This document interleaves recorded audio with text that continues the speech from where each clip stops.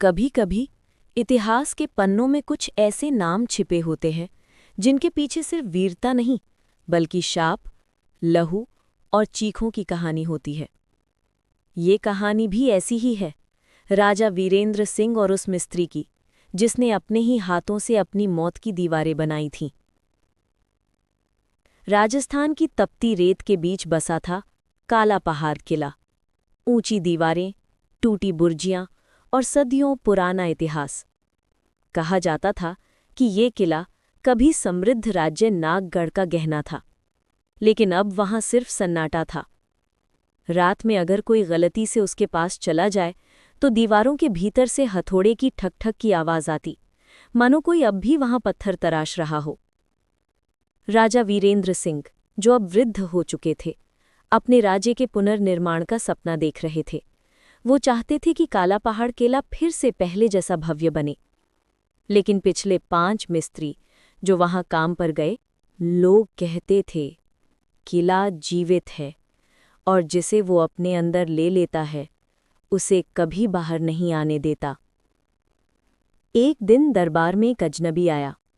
उसका नाम था राजवीर मिस्त्री। चेहरे पर धूल, आंखों में आत्मविश्वास और हाथों में पुराने औजारों की थैली। महाराज, उसने झुककर कहा, मुझे किले की मरम्मत का काम दीजिए। जहां औरों ने हार मानी वहां मैं पत्थर से जान निकाल दूंगा। महाराज मुस्कुराए। जान तो पहले कईयों ने भी निकाली थी राजवीर, बस फर्क इतना था कि बाद में उनकी जान किसी ने वापस नहीं दी। दरबार में सन्नाटा छा गया, पर मिस्त्री नहीं डरा। उसने सिर झुकाया और बोला, महाराज, अगर डर से काम लुके तो किले कभी नहीं बनते। राजा वीरेंद्र सिंह को उसके शब्दों में कुछ अनोखा लगा। उन्होंने उसे इजाजत दी।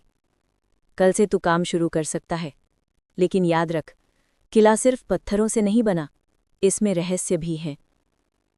अगली सुबह जब सूरज रेत पर सुनहरी लकीरें खींच रहा था, राजवीर अपने औजारों के साथ किले में दाखिल हुआ। वहां सिर्फ हवा थी और पुरानी दीवारों से गिरती राख।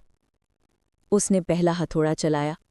ठक ठक ठक, आवाज दीवारों से टकराकर गूंज उठी। कुछ देर बाद उसे लगा जैसे आवाज वापस नहीं आ रही, बल्कि कोई और भी उसी ताल पर हथौड़ा चला रहा है। उसने रुककर पीछे देखा। कोई नहीं था, लेकिन जमीन पर ताजे पैरों के निशान दिखे, गारे में धसे हुए, बिल्कुल उसी जैसे जैसे उसके अपने जूते थे। बस फर्क इतना था कि वे निशान उल्टे थे, ऐसे जैसे कोई अंदर नहीं बाहर से जा रहा हो।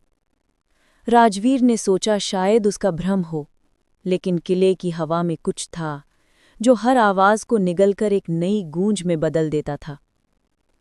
शाम को जब सूरज ढल रहा था, राजवीर ने एक पुरानी दीवार पर हथौड़ा मारा। अंदर से खोखली आवाज आई। जिज्ञासा में उसने दीवार के अंदर झांका। वहां एक पुराना टूटा हुआ कमरा था। अंदर एक दिया जल रहा था, पर वहां कोई नहीं था। और तभी दीवार के भीतर से एक महिला की धीमी आवाज आई, राजवीर, दीवार मत तोड़ो। मिस्त्री चौंक गया। कौन है वहां? कोई जवाब नहीं, सिर्फ दिए की लौ कांपी और बुझ गई। उस रात जब वो अपने तंबू में लौटा तो हवा में वही आवाज गूंज रही थी।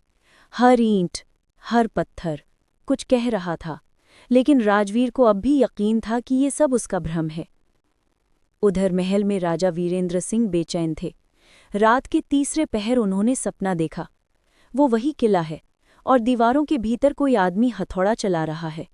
धीरे धीरे उसकी पीठ जलने लगती है, त्वचा गलने लगती है और उसकी चीख गूंजती है, महाराज, वादा निभाइए। राजा चीखते हुए उठ बैठे। उनके माथे पर पसीना था। उन्होंने तुरंत दूत को भेजा, सुबह सुबह राजवीर को दरबार में बुलाओ। राजवीर अगले दिन फिर किले पहुंचा। उसने देखा कि दीवार पर एक लाल निशान उभर आया था, बिल्कुल वहीं जहां उसने कल हथौड़ा मारा था। वो झुका और छूने ही वाला था कि पीछे से हवा का झोंका आया और किले का दरवाजा अपने आप बंद हो गया। अब वो अंदर कैद था।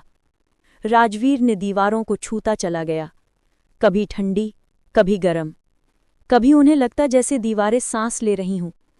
और तभी एक दरार से उसने देखा, अंदर किसी ने हथौड़ा उठाया हुआ था। चेहरा धुंधला था पर आकृति मिस्त्री जैसी थी, बिल्कुल उसी जैसी। वो चिल्लाया, कौन है वहां? लेकिन जवाब में वही गूंज आई, कौन है वहां, वहां। फिर अचानक दीवार पर उसका नाम उभर आया, राजवीर, खून जैसे लाल अक्षरों में। और उस दिन के बाद किसी ने भी राजवीर को बाहर आते नहीं देखा।